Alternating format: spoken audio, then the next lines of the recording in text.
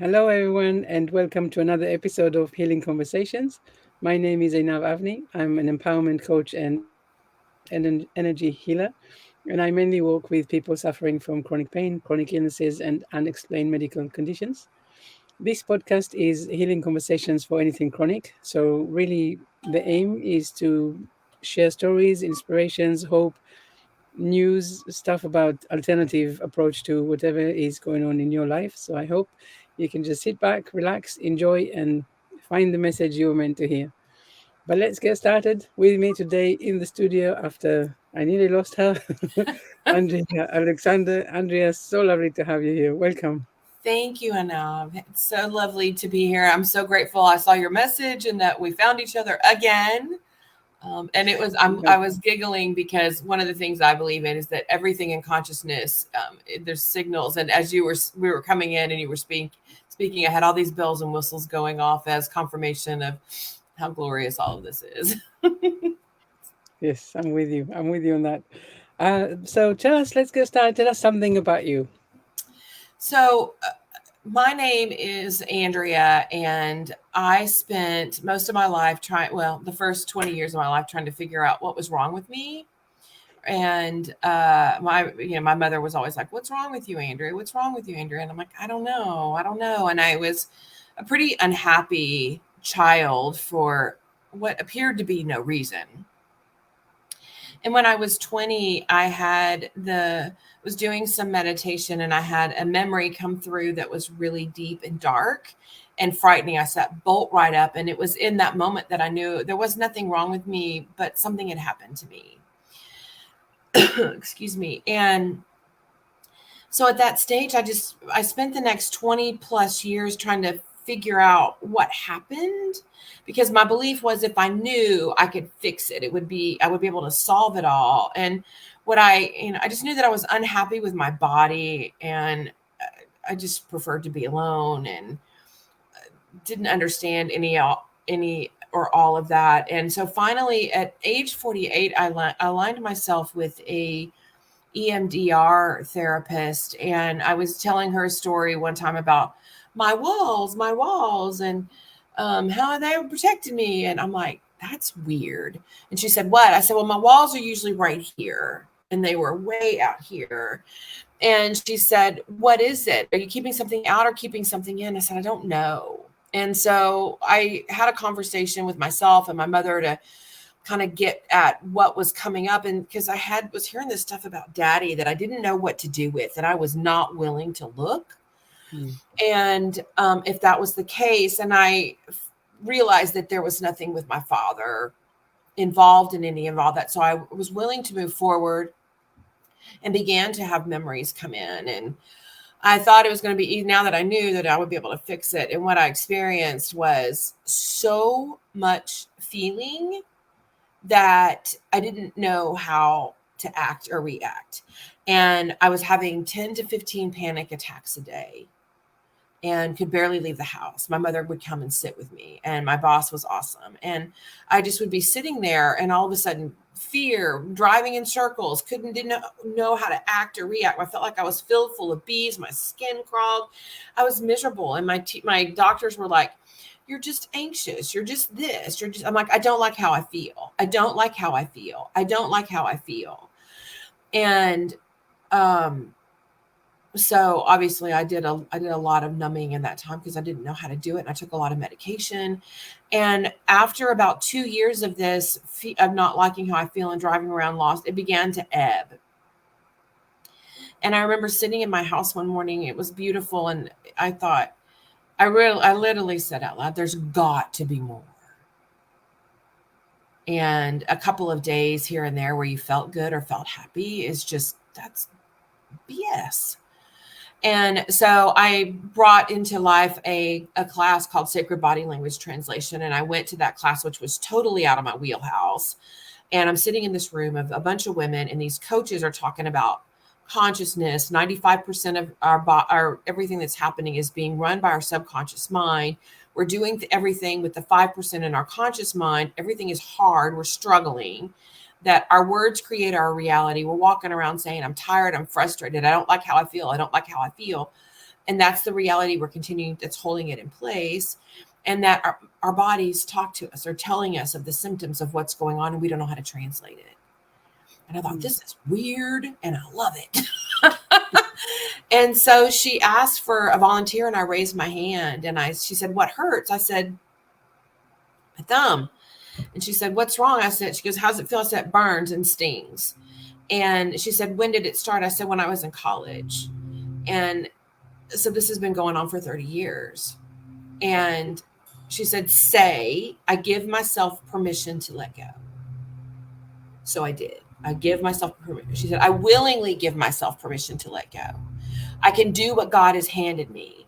And she kept taking me through what I now know are decrees, similar to affirmations, but based more in scripture and based on our own symptomology. And my experience was I lost my voice. I had a lot of feeling come in, and then I felt this surge of power. And the feeling in my the pain in my thumb completely dissipated. And I was like, holy crap, there's something in this. I don't know what it is. And so I jumped in and started playing what I now call 125. And so I started going to classes and retreats, and I was healing things in my body and myself that I had no idea how quickly I could move through all of that. And I'm in a shift right now, and I was imagining, I'm like, well, I haven't done that, and I haven't done that, and I haven't done that. And I'm like, I have done so much. I do have a story. And if I look at myself in the mirror today and I talk about who I was before I began any of this work, I am completely different. So different. Like my friends don't recognize me sometimes. It's amazing. And I guess what, just from everything that you've just said so far, it's really the willingness to explore, to really the courage to say, I am experiencing something and I don't like it, but I am actually willing to do something about it. And that shows that actually, this is the first moment of change, isn't it? To say, actually, what can we do? We are typically motivated by either pain or benefit. And my benefit was to get out of pain. I had suffered enough, and I had given my life over to being a victim without even knowing it. I blamed my mother. I blamed my grandfather. I blamed him. I blamed I blamed everybody else because I didn't know how to own any of this. And we all have the idea or inkling that forgiving is what we desire to do, and that forgiveness is possible. And we say we forgive, but we don't really do it. And so it is not yet to forgive. Fully forgiving is eating poison, expecting other people to be hurt by it. And what I know is that every single experience we have, no matter how awful, seemingly awful it is, and mine were pretty awful, and that there's something in that for us when we will use it to our benefit. And so what supported me was when I realized that I could use my experience to support other men and women in healing their own sexual trauma. I could be the voice because I was 48 when I remembered, and 1 in 4 men have sexual trauma. 1 in 3 women have sexual trauma. And those are the ones that remember and the ones that say.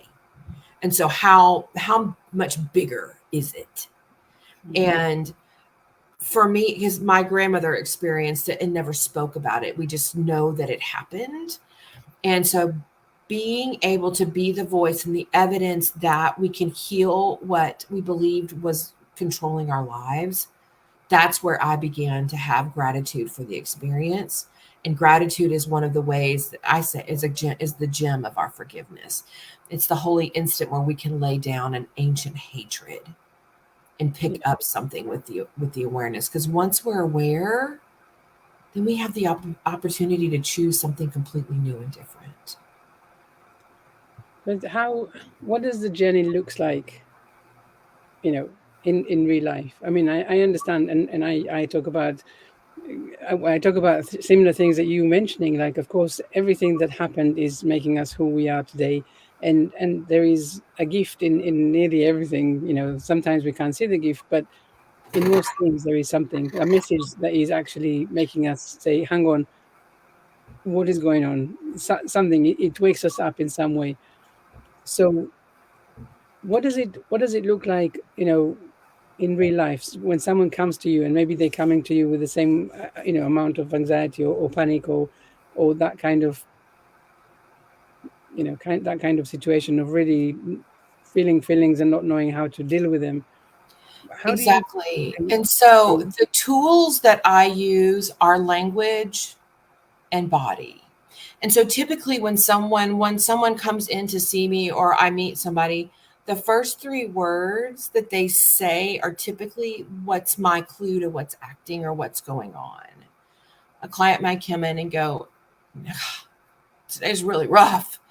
And my question would be, and so is rough familiar to you? Yes. When did you first experience rough? And they'll start moving. And so and when we are you scared and backing out? Yes. Are you willing to stay in your body? Because all anxiety and trauma is just stored things that we didn't do something with, that keep coming up and asking us, and because we have the tools to do it. And so they say, yes, I can stay in my body. So do you have a memory? And go back to we return to the memory. And so we're required to speak into things. Do we have to talk about them and talk about them and figure them out and all that other stuff? No, because that just keeps the energy of it.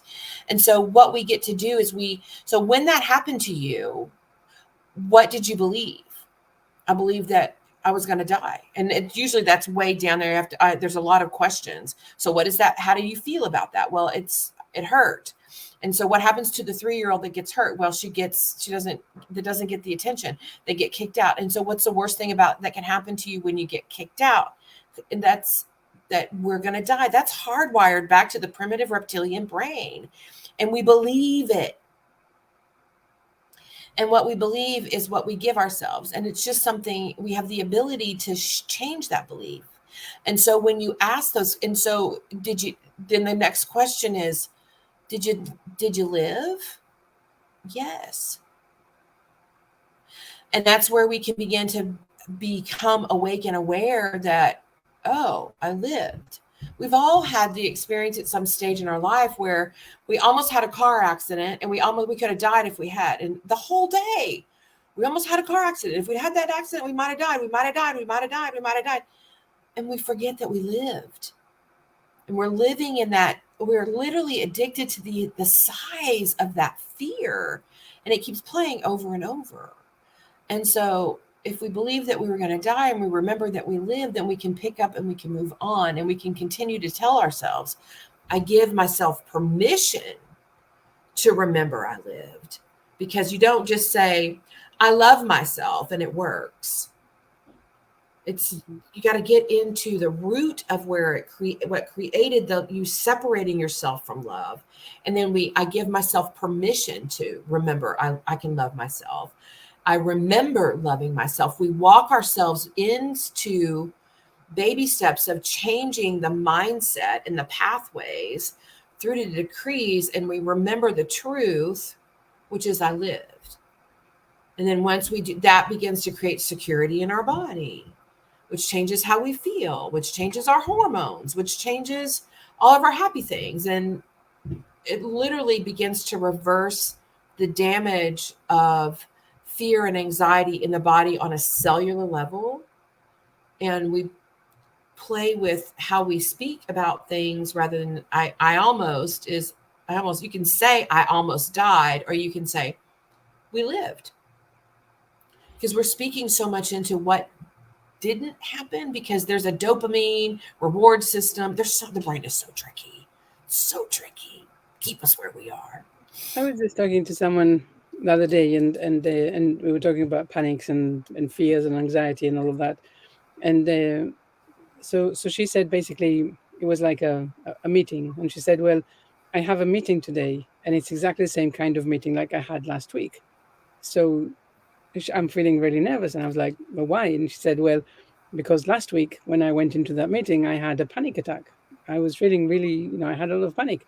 And I said, but you had a lot of other meetings, then there was no panic. Why are we concentrating on that meeting, the one meeting that, that the panic did come around? And it was really interesting because, of course, the answer was I don't know. But now that I'm thinking about it, the fear comes up. And so how can people do this for themselves to help them give themselves this permission? Because as you said, people are attached to the fear and the feeling of, it's so easy, right, to sink and to go down the misery road. One of the things that I'm aware that to really be in our own mission and purpose is to speak through what scares the hell out of us. And so for me, one of the things I'm aware of for my mission and my purpose is, for me, what I do is I help people learn how to hear God in themselves, that God is in us and living within us, and that we are our own creators and we can speak through that. And so what I do with myself and what I teach my clients how to do is to ask, because we have forgotten how to ask ourselves, and we've forgotten how to trust ourselves. And so when something goes through my head, I'll say, is that my great self or is that my little self? And I'll listen. And I'll hear great self, and then I'll go, is that true? Yes or no? And I will hear an answer, and I go with that, because the subconscious is tricky. It'll say, oh, well, that's my, ego going, well, that's my great. Is that true? And it requires replying with honesty. And the only place we haven't trusted that voice, and we haven't trusted our great voice. And so that's one of the things that I do. And then I'll ask myself, what gives me ease in this moment when I'm having with the experience? And if it's put it down, walk away, meditation, go for a walk, get outside, have something to eat, go to the bathroom. That's what I do. And that's one of my great tools. And the other tool is to say what we feel. We have been resisting feeling. And are we resisting love? Or are we suppressing love? We're blocking it. And because we've got this experience that love is painful, and all of that goes way back, generational. And so what I'll say to myself is, I'll ask myself, how do I feel? I feel scared. I feel anxious. And that's okay. And you may hear me say, I feel, rather than I am scared. I am anxious. I am is a prayer.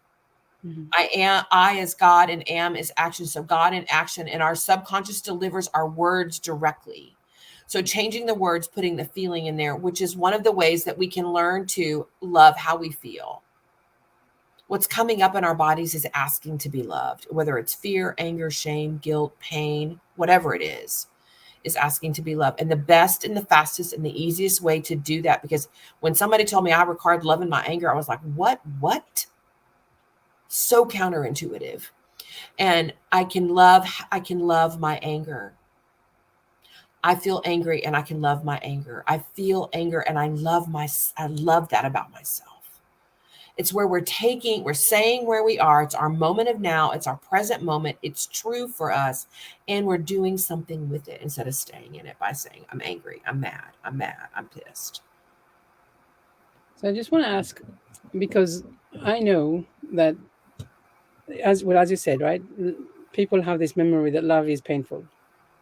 When they were tiny, and then they were fighting for love, right? Fighting to get their parents' love, the family, the society, whatever, right? That we always are fighting for love in some way, most of us. But then, love is the one thing that we all seek, and it's not necessarily, like a relationship love. It's actually love in its purest form. So we have a conflict in a sense, because this is the thing that we are craving most, and then as also we have the memory of pain. how do we sort this conflict out? We're all in a movement of that, and it's continuous. One of the things that I know for sure is that the subconscious mind doesn't say, I can love this, but I can't love this. I can love this and I can't love that. I can love that, but this and him and her and it and she, it doesn't work that way. The subconscious only knows the feeling of love. Mm-hmm. And if you have yet to have a really great relationship, it's because you're suppressing or blocking love in some way. It's hardwired in your body for something other than easy love. And that's okay, because it can be mended and repaired, divine partnership. And the way that we do that is we remember loving ourselves first. Because unless how we feel about love is how we feel about loving ourselves. And we're going to attract what we don't love about ourselves, because that's what's going to come to us. And so when we start loving ourselves through self-care and real self-care, like meditation, things that give us space and time, and whatever you don't love about what you're not getting from other people, that's what you start giving yourself. He doesn't do this. He doesn't do that. She doesn't do this. You start doing that for yourself. That's where you raise yourself. And when there's things going on with, shutting people out or closing doors or leaving relationships, or things feel hard, it's where my decree is, I let my love touch me. Because I have been so afraid to be touched by love. And most of us have. And we're remembering our me, love, me. And they sound very childlike because the subconscious brain is 3 years old. We've got 3-year-olds running our feeling worlds. And so when we will slow down and breathe with whatever's going on and remember what is true, that we've been afraid of love, we've been afraid of intimacy, we've been afraid of intimacy with others, and we just realize that this is trying to take us out, and we say something, I let my love touch me,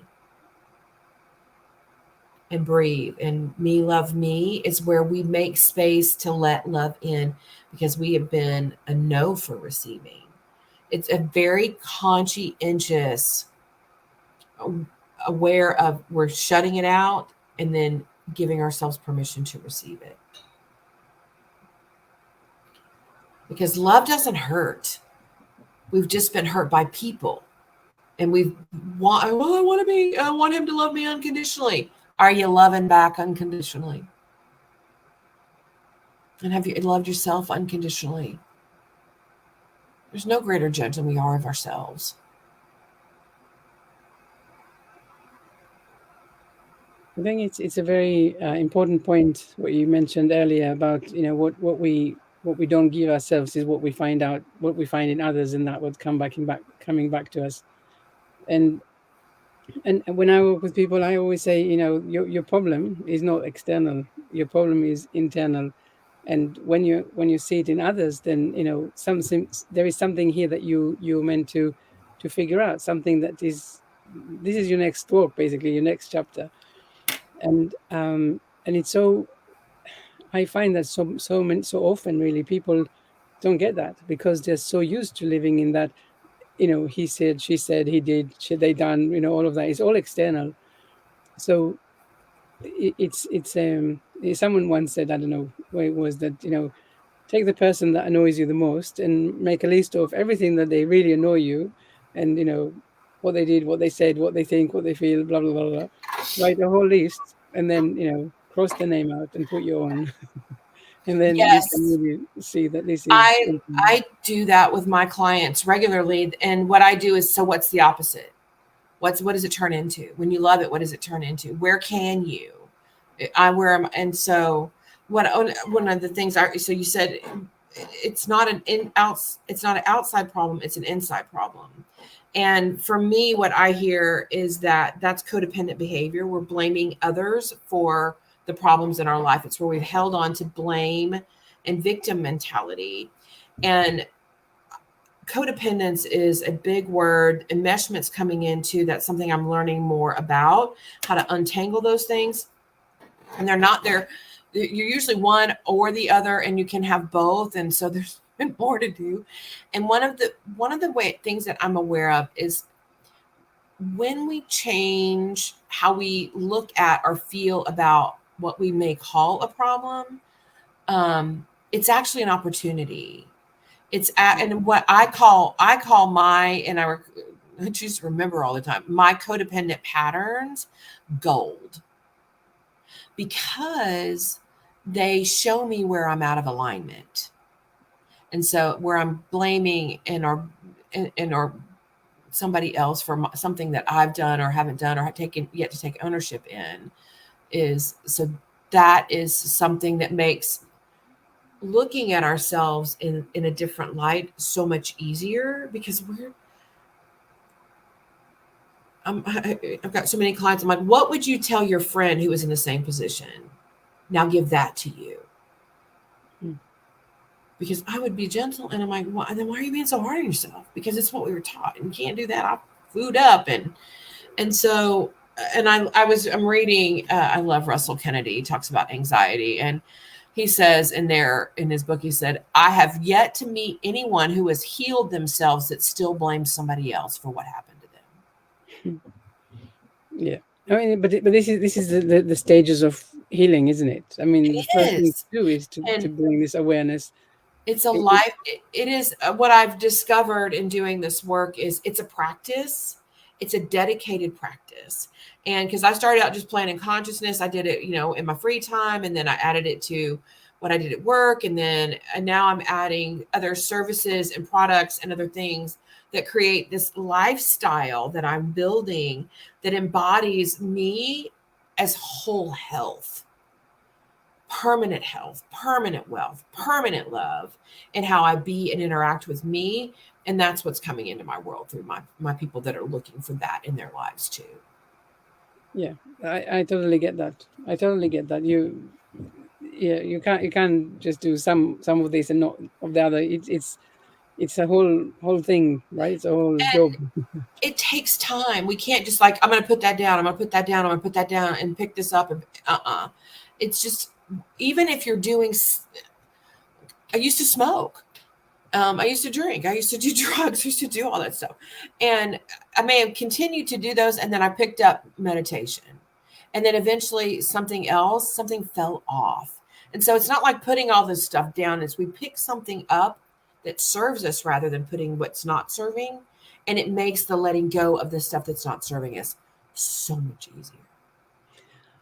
Going back for a second to that list of, here's everything that I don't like about this person or why they annoy me or whatever. You say, what is the opposite? So, for example, if I say, this person doesn't give me space, to be in the friendship, relationship, whatever.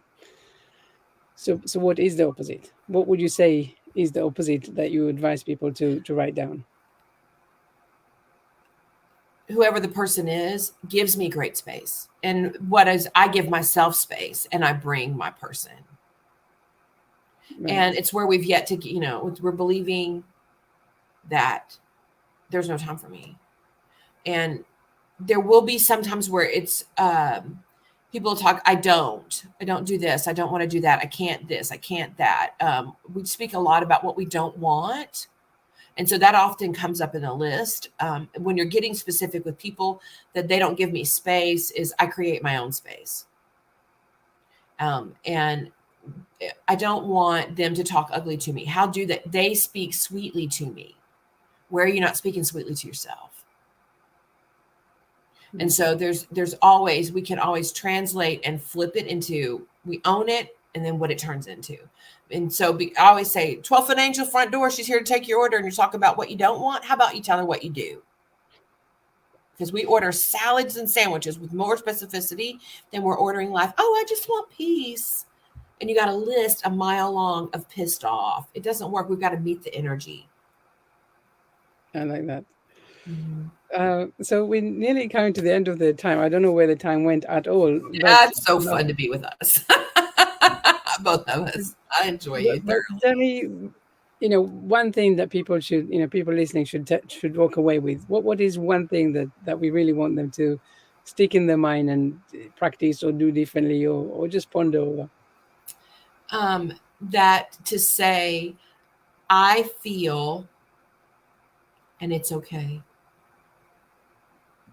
And pat yourself,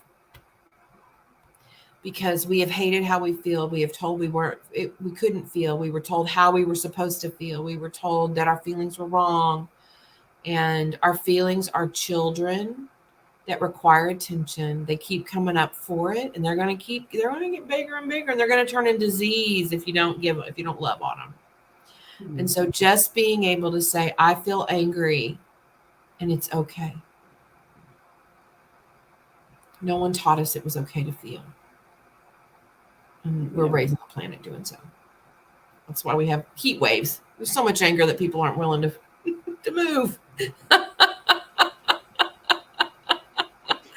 It's I'm telling you, consciousness and conscious awareness and all of this, it's all energy, and we're trying to block it and keep it out, and it'll move through us in a minute if we'll let it. Love it. Well, Andrea, it was really lovely to have you here, and I loved hearing everything that you do. I think I have a mile-long list of questions and things to still ask, but well, if you want to get together and do some trade, let's do it.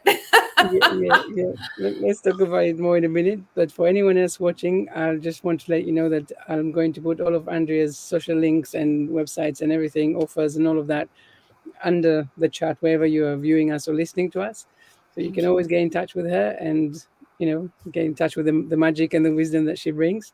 And yes, let us know what you thought, what you took from here, what lessons you're walking away with, and let's stay connected. Thank you so much for being here, Andrea, and everyone else watching and listening.